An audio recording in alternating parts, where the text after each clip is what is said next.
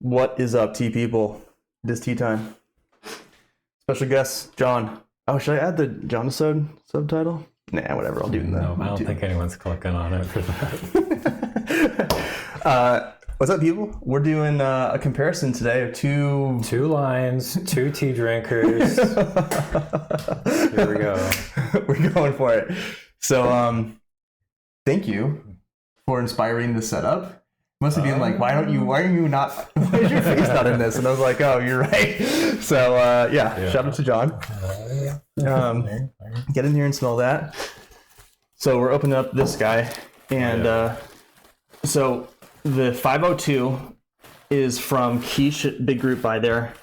And then this double lines is from, look at that. Beautiful. Teas we like. I'm trying to get in here even more. Just really try to get as much of that we can get in there. And what do you think about the color correction? It's a little bit higher saturated on. So our shot, this is we're pretty red. I've never bothered to actually get the portrait correct, but the tea I think is pretty true. That's true. Yeah. It's maybe just slightly enhanced, just a little bit. If your monitor is properly color corrected. Also fair. Really. Yeah, valid. So yeah, I'm excited for this one. James has done this session blinded already. I don't think we need to do blinded. These teas are very self-evident, I think. Just from smelling the dry leaf. This boy is quite a barbecue man. There's no mistake in that. Yeah. So, and teas we like. I'm excited to get in here. So here you go, John. Get in there and examine that boy. And I'm going to pull a little bit off of this, but not too much. I think this tea, frankly, still has time. How much do you value the shininess of a tea leaf? What do you mean by that? I mean, certain pressings got a certain sheen, you know? Mm-hmm. I kind of like it. Yeah. It makes it seem a little more magical. Mm. Yeah, like there's like gold ones. Yeah. Little gold there's flakes in there. Okay. I can dig it.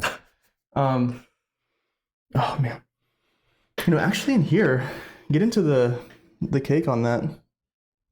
I love how it still has some of the residual warmth from pulling it out of your little Pomodoro. So it did just come out of the Pomodoro, which is absolutely the best. Gonna get in here, Guy Wan. And yeah, so we'll do a pretty heavy brew. You can throw that in there if you want. And we'll get a wider shot for the two of us weirdos. Pretty lightly pressed. And I was pulling from the top there, but I mean, it's really coming apart quite easily here. Oh my God, what am I doing?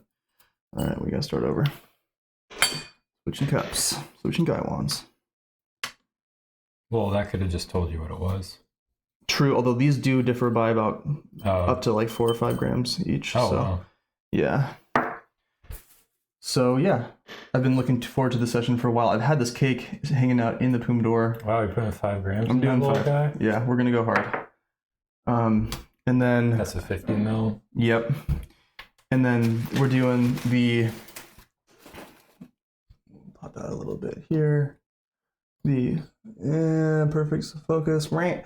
The 502 7542 in comparison, and I have pulled off of that already. So we will get zoomed in here on the dry leaf though. John, can I elect you to do that part for us, sir? Hold it there? Yeah, you do the get a little bit higher up and then do the zoom in. Oh my gosh. Okay, a little bit farther back. Because we're as close. You got to move a little bit down. There we go. There it is. There it is. Actually, it's got some of the same little it does, doesn't it? Shine. Yeah. It really does look quite similar. Mm-hmm. Yeah. This one might be a little tighter. Mm-hmm, definitely.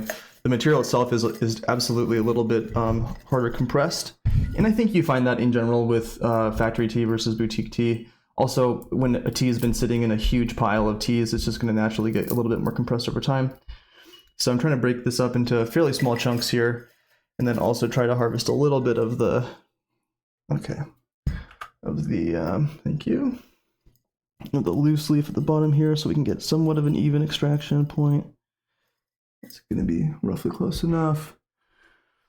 And you can just see by the volume in the cup here that we will have differing extraction. So this is mostly about vibes as opposed to like perfect comparison here. Almost to have a little benchmark with the 7542. Yeah, or... frankly, I mean, it is. You could kind of think of it as a benchmark tea. It's a nice one, but it is a benchmark. So I'm gonna go and pause and then bring us back once we're a little bit cleaned up. All right. So we'll do a true 2 rinse on both of these guys. Do it right. But yeah, just some dry leaf here. You can see again that the double line is much more kind of fluffed up. So I will actually end up giving the Dai tea a little bit longer of a rinse to just try to get the expansion of the tea itself happening a little faster. You can even drink the second, do 1 rinse on the double line itself. As far as boutiques go, would you say double lines like that factory is a bit bigger than most boutiques? Yeah, absolutely. I was surprised when you said it was a boutique because I have had some tea from there before. Mm-hmm. Just from union sourcing. Yeah, I mean it's kind of a tweener, frankly, because it's technically one of those kind of bigger factories, but compared to Shaguan, Dai, and like even seen NP, Zhangzhou. Yeah. Okay. Yes, get in here.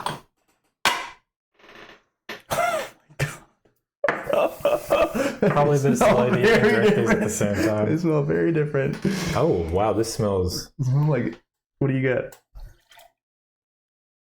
It's kind of like you're in a head shop. Totally. And that's like sandalwood incense, right? Yeah. But then like a little barbecue-y? Yeah. Like they got some cigars there too. So I think I'm actually gonna only double rinse the Dai tea here. And this is gonna be a slightly unfair comparison. But I mean, it was never gonna be. Yeah, totally. Yeah.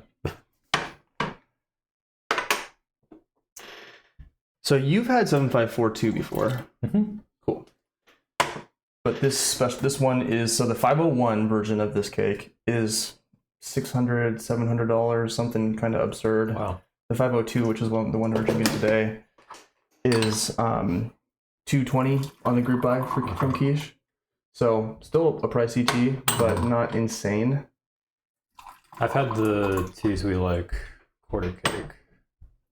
Sweet. Probably good. And I think that's the 06 one? I'm trying to remember. I can't. 2010 even. Oh, okay. Or 2008. That might be right. Yeah. And we're gonna actually double these up because we're doing 2 drinkers here. And I'm super stoked. I still have not had the 502 too many times. I've had it like 3 times since I got it. And then we're diving into the double line. Now, what I'm curious about from you is how you judge the readiness of these different teas. And that's just a subjective thing. It's purely just your gut check on that. How do you think of these in terms of if they're ready or not? Probably be a bit of gut check drinking this tea, I would imagine. Totally.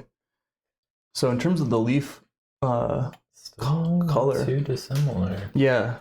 If you want to pick one of them being slightly more green than the other, which would you pick? Probably the double.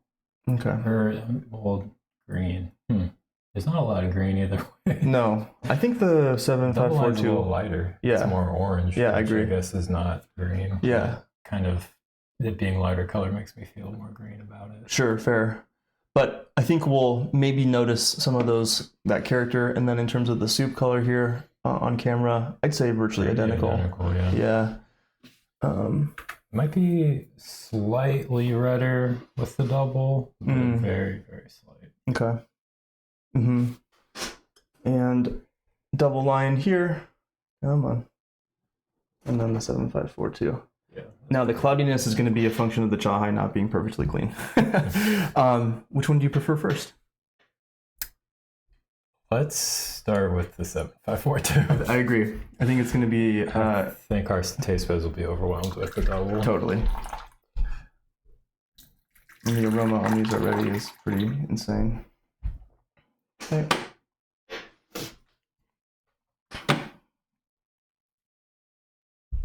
Cheers, y'all.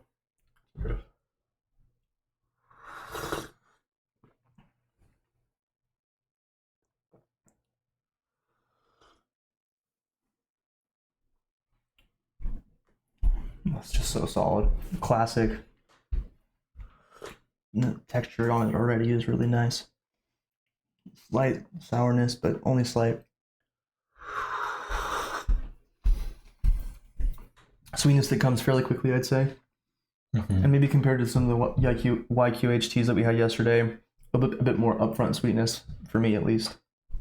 What do you think? Pretty subtle flavor overall, not too strong yet. We're going to get into it. Yeah, absolutely. Okay. Here we go. This one might be less subtle. All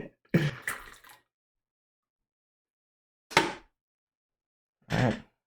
Cheers. Nervous? I'm excited.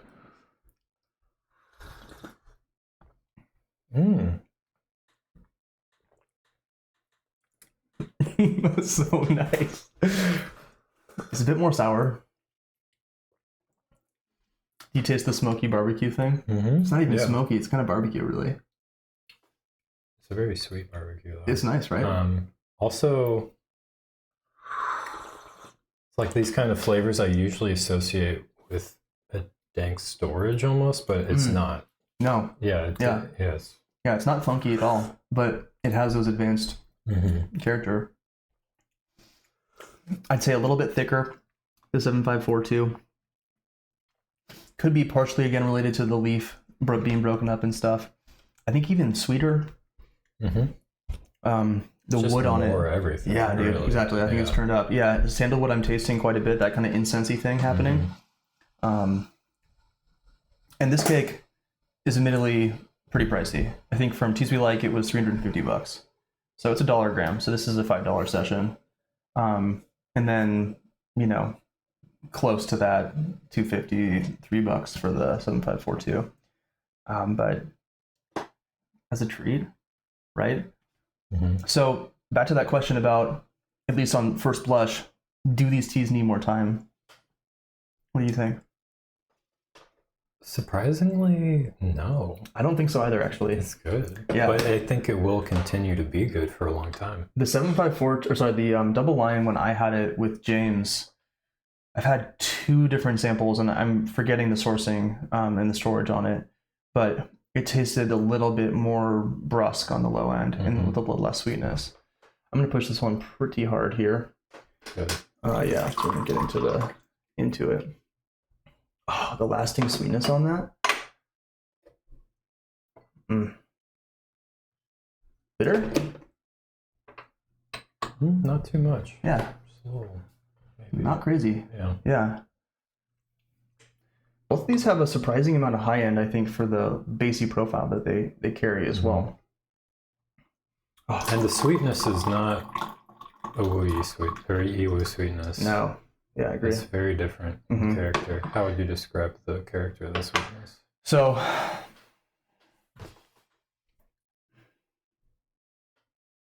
almost maybe like a vanilla sweetness. Kind of to what you said, like sweet barbecue. Almost like how barbecue sauce is sweet. Kind of how I'm thinking of it. So both of these are pretty heavy Boulong blend. I think that the Double Lion is just a straight Boulong tea.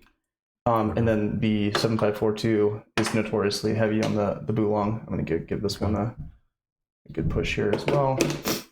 And so sometimes that can have a really intense, acrid green character to it. I think we've aged past that on both of these teas into something really kind of pleasant and sweet and delicious. That sort of green notes have turned into like fermented wood and like a nice bassiness. And just sitting here with the Double Lion, and I'm still really drinking it. It's really lovely. And as you said, it's just more.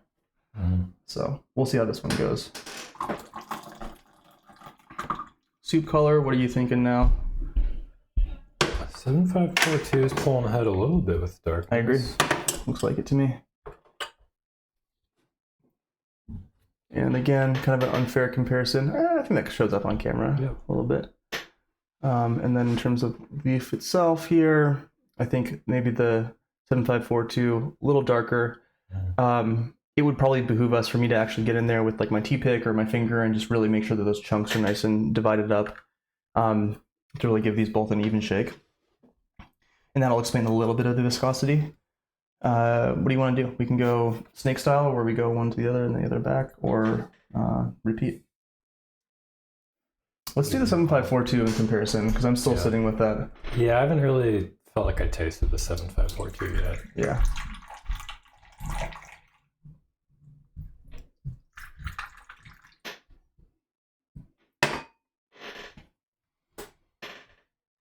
Cheers, y'all. Here we go. Oh, that's a good taste. Getting in there. Yeah. Maybe a bit more minerals on the lower end. Good and bitter now.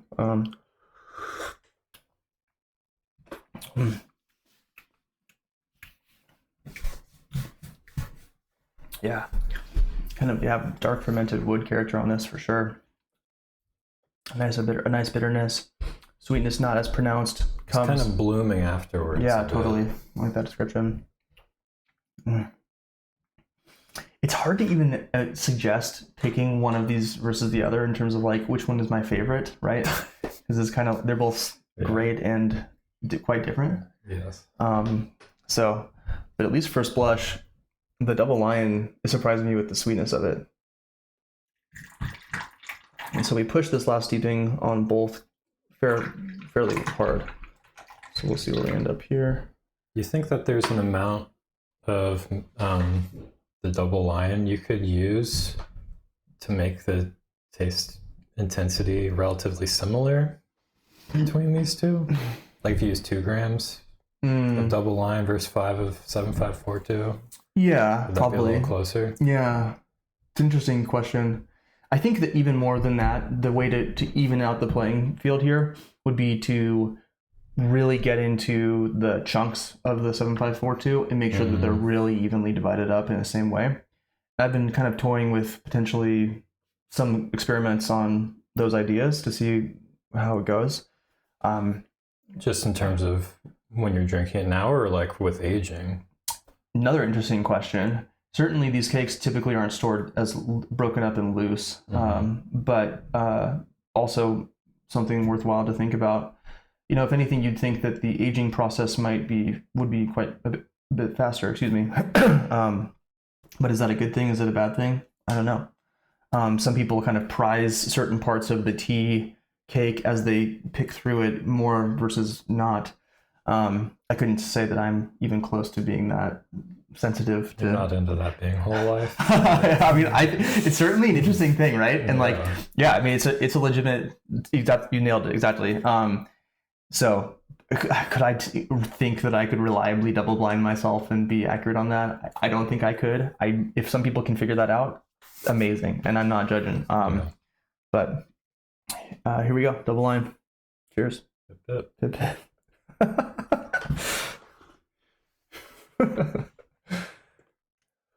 I'm getting more smoke now.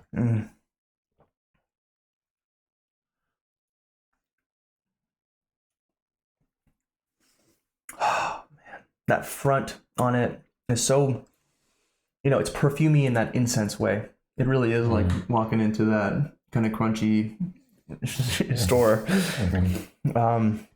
And maybe that sort of sour juiciness, it reminds me of citrus, but it doesn't taste like citrus, but it has that kind of citric acid. And some people get on the comments and they're like malic acid versus citric acid and stuff. I'm like, this is incredible. You can get really nuanced. What's malic acid? It's just I believe malic acid comes from wine. Although like red wine? Yeah, but definitely that's probably wrong because I know people will do like taste component classes where they'll just have dry malic acid and they just like put it on their tongue and experience it, versus like so I guess it would be ascorbic acid is the citric acid, and then you can do different stuff like MSG and so forth. So yeah, much more, I think, pretty straightforwardly more sour, but again, not in an off-putting way at all, just kind of a juiciness to it. Great balance. Oh man, you're sweating. I'm sweating. I took that walk and then did a shower too, so I'm just keeping up on the hot train. Feels good. Oh man, you know, when I first decided to buy this tea, I was still fairly fresh in my like deep pu'er. I gotta add some hot water here. There's some cold water. Like the recent pu'er surge? Yeah. And so for me, so even now it definitely has a nice bitterness to it, but I remember having it being like, oh my God, am I really buying something that's this intense and bitter? And now kind of coming to the other side of that tunnel, it's like, oh, this is so great. All right. Because the tea or because your experience with drinking more pu'er now? Both, but definitely just getting more accustomed to that bitter character and becoming more friendly with it, which I feel like you just kind of like immediately were there with that, which is awesome. Yeah, for me, becoming more accustomed, being able to be in that bitter notes and then experience all those different, the vast character of these teas. When I was first having these, they would just be like, this is intense. It has a lot of strength. I can tell it has aging potential. And now it's like, oh, I'm noticing so much more of the sweetness and the softness. And I think this is actually a little bit softer than the samples we had too. So, but it's nice. I'm going to pause us and I'll bring us right back when we get some more water. Okay, we're back. Water's heating up, but I'm asking questions. And so 7542 feels familiar. Yeah. Double Lion. Do you feel like you've had teas that have been this barbecue-y before? Yeah, I have. Okay. Yeah, I got this mushroom from a guy. And that was very intense. Gotcha. I forget. It had a lot of words involved with it. Yeah, fair enough. They're all in Chinese. So. Yeah. I don't know what it was. I'm not the one to be relaying any information there. I think now you can see the leaves here are fairly different in shape as well. And we'll get in here a little bit to see if we can tease apart some of the size of the leaves here. And then in here as well, I'm gonna actually just kind of break this up a fair amount here. So unsurprisingly, with a factory tea, we're getting a lot of broken up leaf, whereas with this Nanqiao tea, it's a little bit more whole leaf. And you know, the real fair comparison is actually this shot. And you're right, they're very close. Because our light source is on the right here. I'd say that the 7542 is a little bit greener, but not by much. Do you ever use the tea leaf size number rating when you're looking at that? Like with the numbers, the third one's the leaf size. Like, do you think of it in that way when you're looking at it? I do, but in how wide they are. Oh, okay. Yeah. So the size of the leaves are primarily going to be, you know, the width for a factory tea where it's broken up a lot.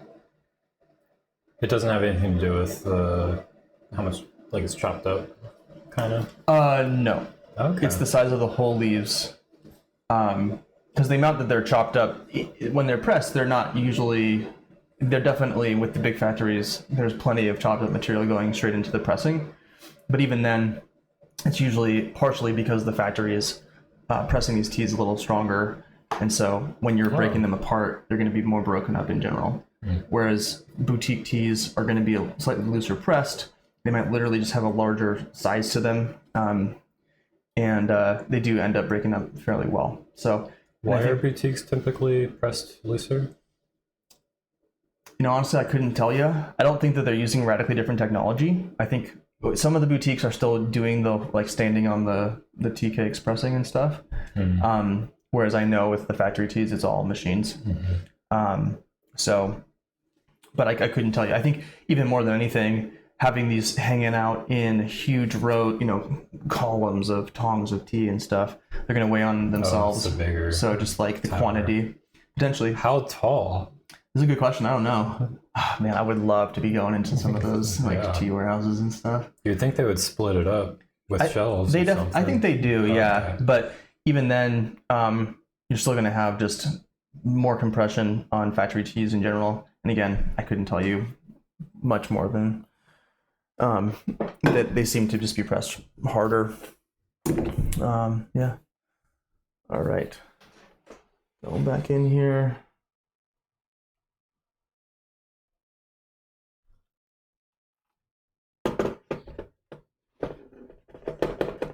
On you. I definitely prefer the looser pressing. I hate it when it's daily press. It's so annoying. Yeah. That Jincha, it is like impossible. You're gonna like hurt yourself trying to get it separated. Yeah. It is clearly the worst part of that tea is just trying to not hurt yourself. We're brewing these pretty hard already. And we're gonna keep going. I think you're right about the color. I think at this point it's pretty clear that the double lion is a good bit lighter. Oh, the aroma on them, really remarkable. Give us another few seconds here. This next steeping, I'm going to be focusing a bit more on body feel.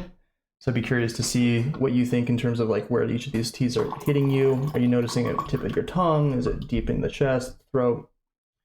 If that's even a component that you're focused on or paying attention to. I'm definitely feeling the mental effects. Yeah, absolutely, right?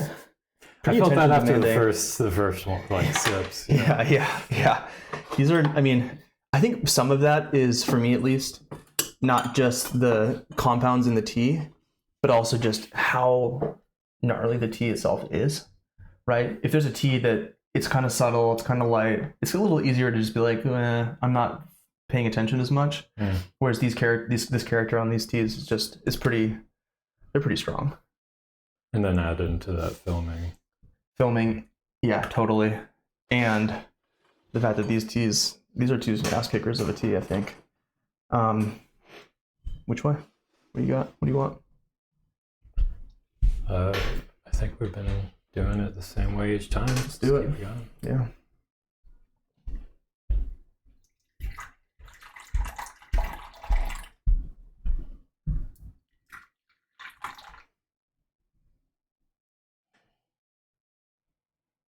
Really nice wood character on that.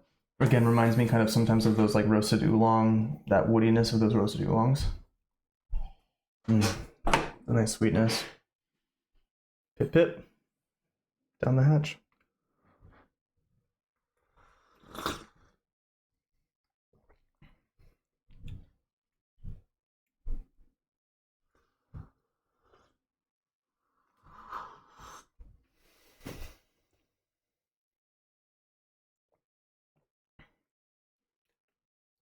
Classic. Traverses that high-low for me in like the nicest way.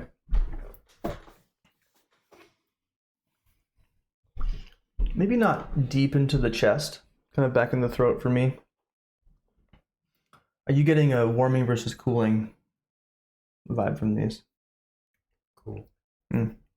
Yeah. I do feel like it could use a little more age. Yeah. Because there's stuff that's coming through that is really good, but it's still a little bit hidden. And it also maybe has, for me, a little sharpness at the end of it.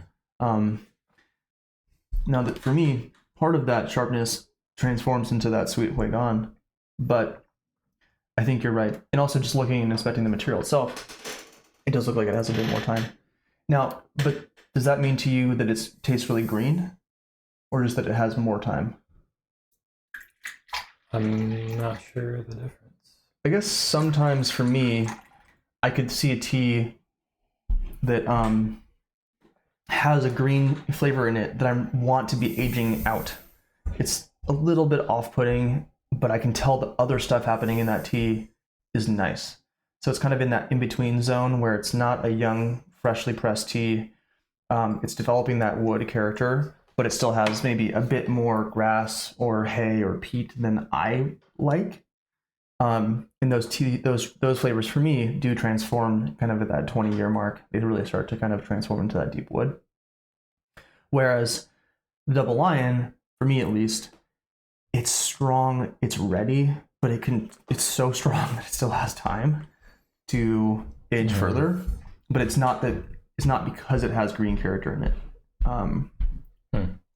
So I hope I didn't answer the question for you, but yeah. The smell of the Double Lion is like when you show up at a campsite where someone had a campfire there like a couple days ago. Yeah, totally. Yeah, it's so smoky.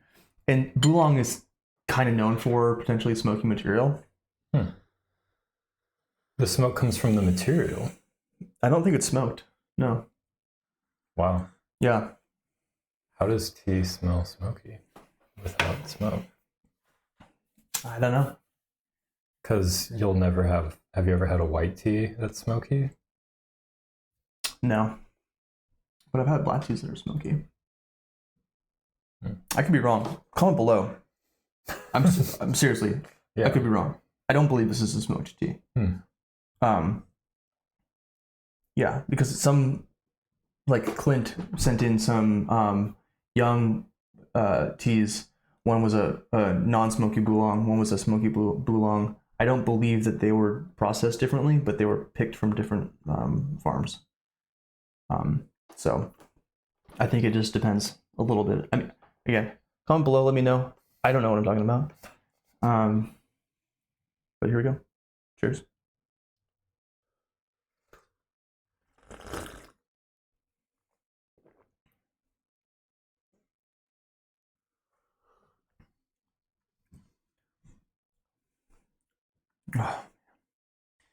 You know, both of these teas are great. I'm really enjoying the Double Lion today because it feels like a departure from my typical kind of lumpy category of Dai Sheng that I drink a lot.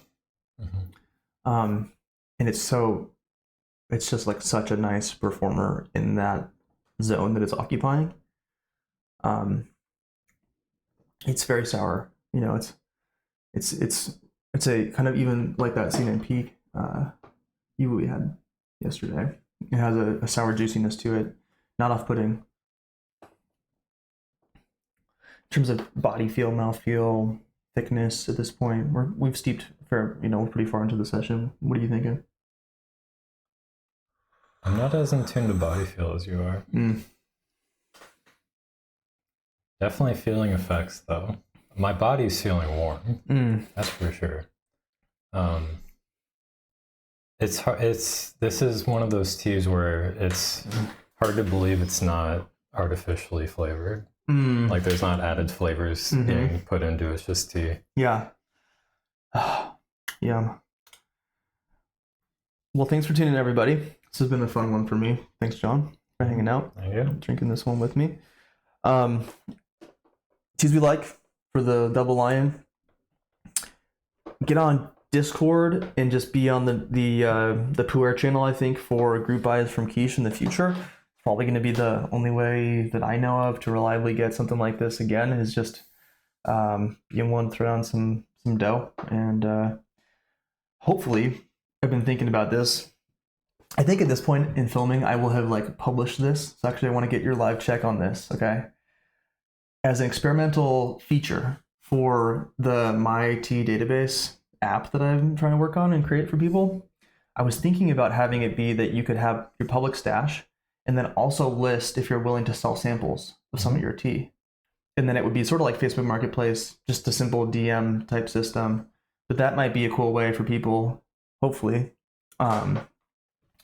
to exchange some of these samples and stuff like that. So what do you think? Does that make sense? Yeah, if people are wanting to do that. Yeah, because it might be a little bit more organized than just the Discord thing. The only downside I could imagine would just be like, I don't want vendors to be kind of messing the vibe up. So to figure that out. But anyway, that could be a thing in the future. Let me know. Comment below about that. The website is my.tdb.org. If you want to sign up and start cataloging. Making your pitch. Yeah, I mean, I think guess I'll have to go on there. Follow John /drinkers/John. Maybe. I don't know. We'll get his username figured out. But I can get in there. Yeah, all 4 of us on there right now. Anyway, it's been fun. John, thanks again, dude. I think we're gonna keep slurping. And Danny gives me the best teas. Never drink good tea like this. Yeah, well, my pleasure. So, all right, y'all. We'll see you next time. Peace.